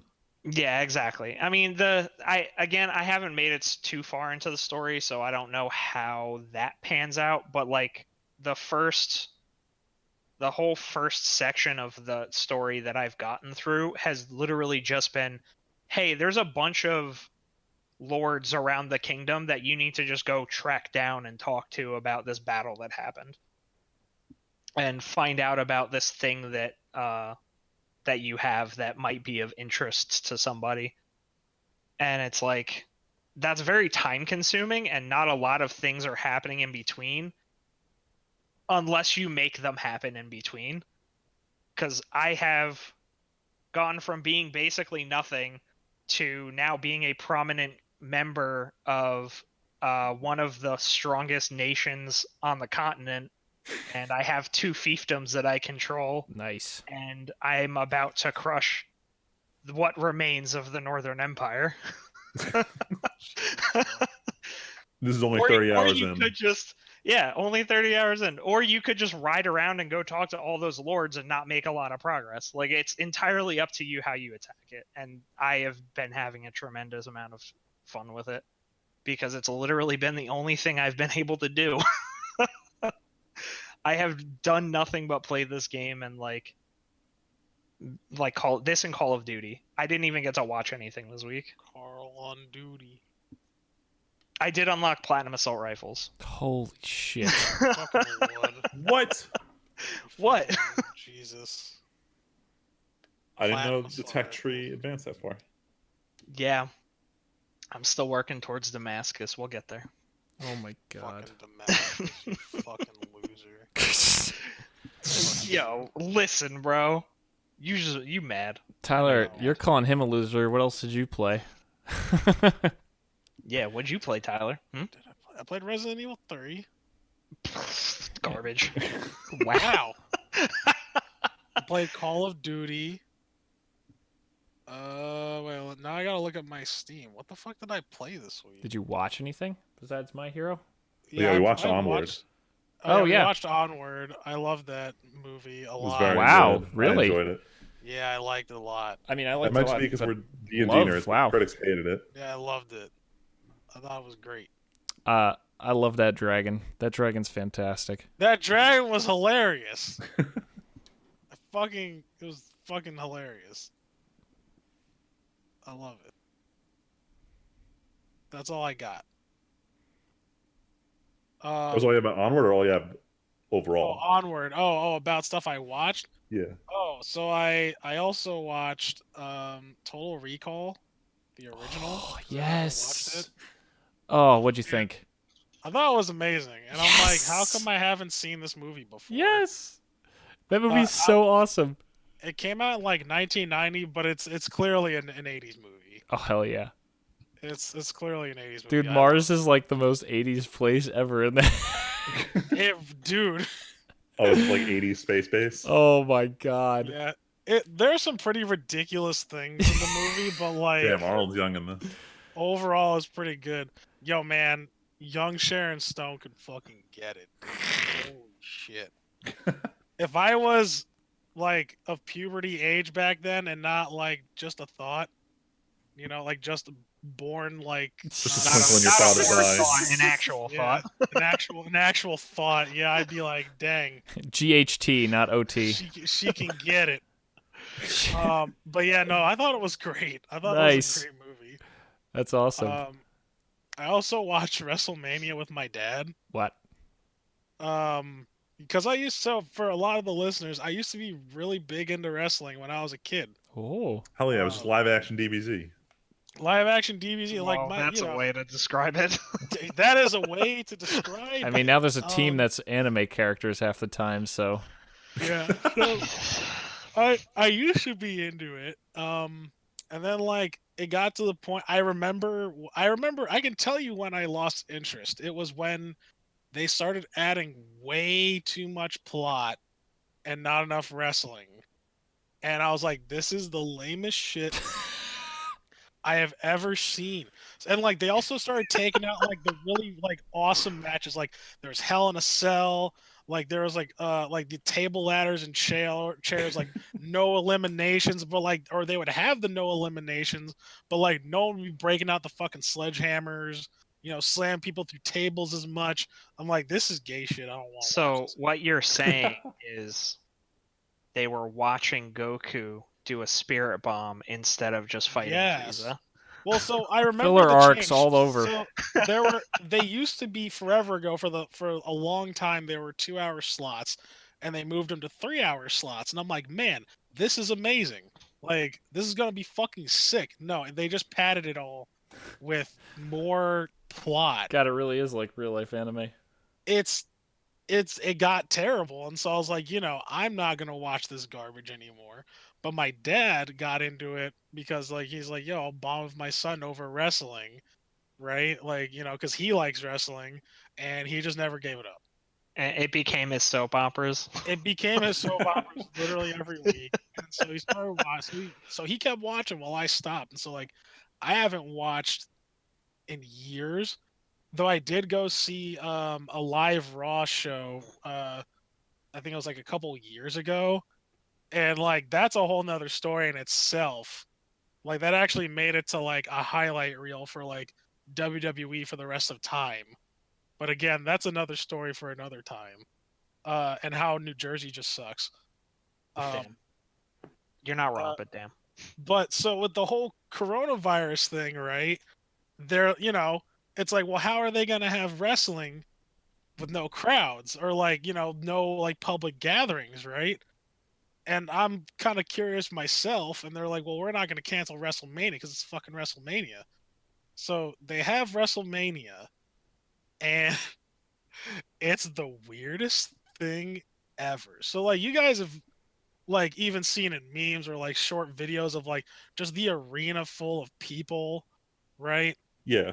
So like you've seen like clips of boxing matches or whatever, right? Imagine the boxers or just wrestlers just without the audience.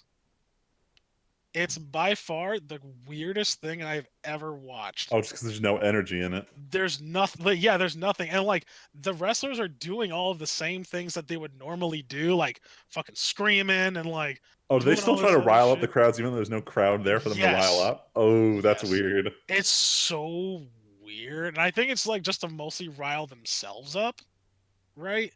But it's so weird. Like they're doing it to like this like literally empty crowd, and it's like, So it was a strange watch. It was one of the weirdest things I've probably seen ever on TV. That, and they did some weird shit where like the Undertaker, and I'm like gonna drop his name because even like normies know that name in some circles. Where he had this like oh god, it was like, oh, whoever the first to get buried loses, right? Like the other person had to toss the other wrestler in like the grave or whatever, and you could tell it was the cheesiest fucking thing like ever. Like whatever is usually on TV is just like it's bad, but this was even worse, and you could tell that it was pre-recorded like days before actual WrestleMania. Like it was bad. There was like no effort put into this. So I was like, Jesus, I'm glad I stopped watching this when I did forever ago. It's just an unfortunate time to be into wrestling. Or, sorry, an unfortunate time to be into anything. Yeah. It really is. Unless you're into some shows like, wait, who put this after Onward? Are you watching this, Tim? Watching what? The Tiger King. Are you watching Tiger King? That's why Who's I put watching it on Tiger there. What the fuck, Tim? You two can fight this one out. I'm indifferent. This is worse than Jerry Springer at killing brain cells, and you're watching this. It's better. This is better than fiction. You couldn't write shit crazier than this. But like, Tim, come on. See, but here's Come the thing. on. I'm not spending the rest of my life watching Jerry Springer. I'm watching a documentary about a bunch of Jerry Springers fighting, and then when it's over, it's over. Well, I'll defend Tim. I've watched literal hentai because of memes. Watching Tiger King for the memes is not that bad. But you know what though? I watched I would 15 argue minutes. watching hentai is less egregious than watching Tiger King. No, Damn. Agreed. no, 100% agreed. Damn. no. These are Look, hot takes. This show is literally crazier than watching like an anime or something, and it's something that everyone can gather around and go, "What the fuck is happening?" But see, to me, right? I watched the first 15 minutes just to understand the meme, and guess what? I get all of the memes after 15 minutes. See, You don't need to go past that. so I'll say you should finish the first episode. And 'Cause- fuck Carol Baskins, apparently. So here's the thing: we were gonna watch it. Sunday. We were gonna start watching it. I was like, Val, we should watch one and see what the heck this is. And I tried to get Val's sisters to watch, and Rachel said fine, and Renee said it's about abusing tigers, isn't it? I don't really want to watch a bunch of animals be sad, and that's the same reason Leslie keeps giving me for that she won't watch this anymore. This show, after episode 1, this isn't about animals. This is what kind of insane stuff are these people getting up to? We go from cults to feeding people to tigers to I don't even know where. We're only 3 episodes in, and this is wilder than most anime. And this is where officially Tim became a normie. No, but No, fine. don't do that. No, you know what? I'm No. going to give this show a No, shot. no. I need to Look. understand the public discourse. you know what? It is a normie show. 15 days as the number one show on number one anything on Netflix in a row. Untouchable record already set. Wow. And you know what? Like, Jerry Springer is like 30 minutes of look at these people go crazy and then start over again. This is like if Jerry Springer had plot. Like let's develop Mohawk Tim guy. is selling me the show right now. Actually, Yeah, I actually Look, want to watch no, you know what? No. No, this is a trap. No. Like, I'm going to watch it this weekend. look, like I'm not gonna say like it's the most high quality content, but sometimes it's nice to just watch something and go, what the fuck? I'm not That advocating. Your life isn't that bad. Honestly, yes. These people are so nuts. Oh my god. It's like by the end. So I was saying Renee didn't want to watch this because of animal abuse. By the end of the first episode, she was the one who said immediately start the second episode. Damn. This Jesus. you can't get enough. I told them as soon as this podcast ends, I'm gonna get off Discord, turn around, go to the TV, and we're gonna watch the next episode. My fucking god. Like, it's hard not to get hooked, and just because every episode has been a completely different story. Like the first one is like, yeah, there's tigers, and then the second one it's like, wait a minute, no one's a good guy here, and there's cults here. Like these people all make cults. So you know how Carol is supposed to be the hero in her own story? Like, you know what I they? have no idea. No, I haven't seen any of this. Okay, Yeah. so Freeman, the 3 main characters are the Tiger King, obviously, a guy who's like a creepy sex cult version of the Tiger King, and then this woman who's like, I run a preserve for tigers, and she wears flower crowns all the time. She's fucking. Fuck Carol Baskin. By the end of the second episode, you find out that while Tiger King pays his workers $120 a week, the sex cult guy pays them $100 a week. She pays her employees $0, and they're all volunteers. So they're all running cults. You also find out by the end of the second episode that her millionaire second husband disappeared, and she might have fed him to a tiger. And she does not do anything to dissuade anyone of that notion. Yep. It is an insane ride, and you'd think I just ruined the show for you. That's the end of episode 3. Every episode has had its own issues that it talks about, like issues, How obviously. long is this series? 8 episodes, 40 minutes a pop. Jesus Oh, Christ. terrible. It's a documentary series. It's a real documentary. And there's supposed to be a special another episode coming because of how popular it's been. Also, you remember how I mentioned there was people speculate that she fed her husband to a tiger? That's the murder case. They reopened the investigation because of how popular this is, yes. Wow. Can't write this shit. This is hilarious. This is what I'm saying. This is crazier than fiction. It's so insane. The second episode opens with one of the workers from the Tiger King getting mauled. Her arm gets shredded, and she said sorry, I should say he, because they call her a woman, but apparently they misgendered a transgender person when they made this, so it's actually a he now. Oh. He talks about how he was so loyal to the Tiger King that he went to the hospital, wrote with a pen, and then the doctor came in the next day and said, it's going to be 2 years of surgery or I cut your hand off. And he said, cut my hand off, and was back at work in 5 days. Jesus. Wow. You can't write this. Can't write this. Oh, fuck. Like a Yeah, train if wreck, you just somebody can't live did- away. If somebody did, You'd write say it was this bullshit. shit, You'd say it it's was like, wow, it's fiction. this is the most unbelievable Yep, garbage I've ever exactly. read in my life. Nobody And would do that's- this. And that's why it's fun to watch. Oh no. Because everything they say you can't believe is real. Good fucking lord. Mm-mm. All right, fine. Fuck you, Tim. You got me. Damn. Look, it's like anime. Watch the first episode, and if you think there's nothing here of value, which there probably isn't, stop watching. But if you find value in that valuelessness, then keep watching. If it's entertaining, watch it. It's Dude. a simple rule. We all, every few minutes, me, Val, and her sisters just turn to each other and go, what the fuck is even happening right now? But you know what else has what the fuck? Broly Freeman? Oh, yeah, Finally last watched and Broly? Am I the last one to watch it? Just out of curiosity? Yes. Alright, Unless, yeah. I was waiting to watch with my other anime group, but then the one dude we were always waiting on, I was like, oh yeah, I watched it on Stars Lab last week. I'm like, we were waiting on you. So I said, fuck it, popped in the Blu-ray on Friday and watched Saturday, watched the whole thing. I went with low expectations because Dragon Ball movies usually aren't that great. This is a really good Dragon Ball movie. Is this the best Dragon Ball movie, actually? Of the ones Yes. I've seen, yes. I would agree. Absolutely. I think it's the best one out of all of them. I actually remember when I was into Z back at my first college, I watched them all, and I'm pretty sure this is the best one by far. Yeah, the anime. Including the original Broly movie. Look, the original Broly was so hype, and then I watched all 3 in a row, and I fell asleep during Bio Broly. It was so boring. Bio Broly I is fell asleep during a Dragon Ball movie. Bio Thank Broly God is those literal aren't canon. garbage. Yeah. That's not real. That didn't happen.